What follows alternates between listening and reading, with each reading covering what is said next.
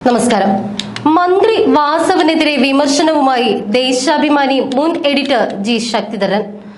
മുഖ്യമന്ത്രി പിണറായി വിജയനെ ദൈവത്തിന്റെ വരദാനം എന്ന് പ്രകീർത്തിച്ച വാസവനെതിരെ അതിരൂക്ഷമായാണ് ശക്തിധരൻ പ്രതികരിച്ചത്.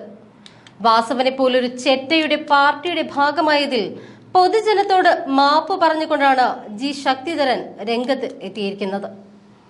പൊതുജനങ്ങളോട് മാപ്പ് പറഞ്ഞുകൊണ്ട് ശക്തിധരൻ തന്റെ ഫേസ്ബുക്കിൽ കുറിച്ചത് ഇങ്ങനെയാണ്: മാപ്പ്. ഈ ചെറ്റയെ എങ്ങനെ സഹിക്കുന്നു സഖാക്കളെ? അവിഭക്ത കമ്മ്യൂണിസ്റ്റ് പാർട്ടിയുടെയും മൂന്നായി വേർപെട്ട കമ്മ്യൂണിസ്റ്റ് പാർട്ടികളുടെയും നേതൃത്വത്തിൽ ഒട്ടേറെ ജാഥകൾ ഇന്ത്യ കണ്ടിട്ടുണ്ട്. അതിൽ ചില ജാഥകൾക്കിടയിൽ എണ്ണമറ്റ രക്തസാക്ഷികൾ ഉണ്ടായിട്ടുമുണ്ട്.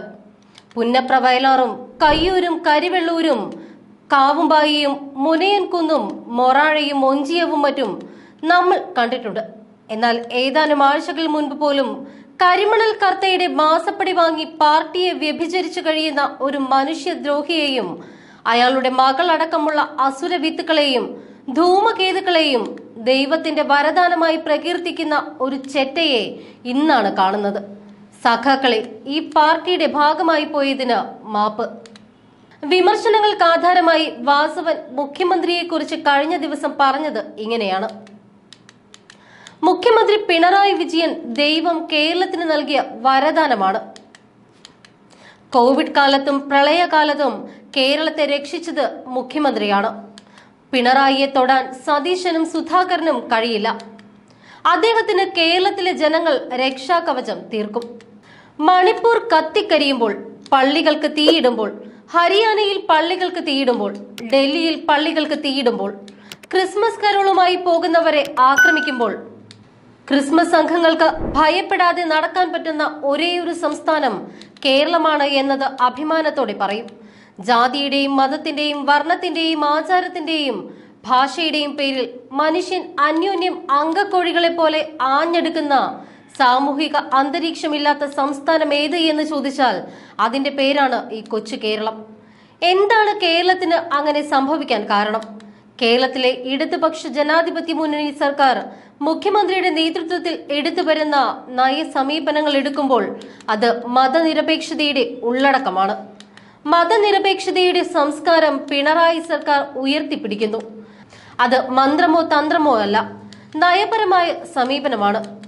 നവകേരള സദസ്സിനെ എതിർക്കും തോറും കൂടുതൽ ആവേശത്തോടെ ജനങ്ങൾ എത്തിച്ചേരുകയാണ്.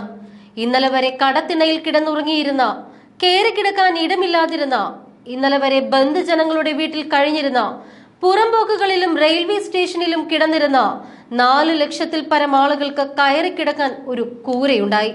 ആ കൂരയുണ്ടായത് പിണറായി സർക്കാരിന്റെ ഇക്കഴിഞ്ഞ 7 വർഷക്കാലത്തെ പ്രവർത്തനത്തിന്റെ ഫലമാണ് എങ്കിൽ ആ ഫലം ഇന്ത്യയിൽ മറ്റൊരു സംസ്ഥാനത്തുമില്ല. അതാണ് നവകേരളം കെട്ടിപ്പടുക്കുന്ന രംഗത്തെ സർക്കാരിന്റെ വീക്ഷണം. കിടപ്പാടമില്ലാത്തവന് കിടപ്പാടം ഉണ്ടാക്കി കൊടുക്കുന്നു. അതാണ് നവകേരളം. 1600 രൂപ പെൻഷൻ കൊടുക്കുന്ന ഏക സംസ്ഥാനം കേരളമാണ്.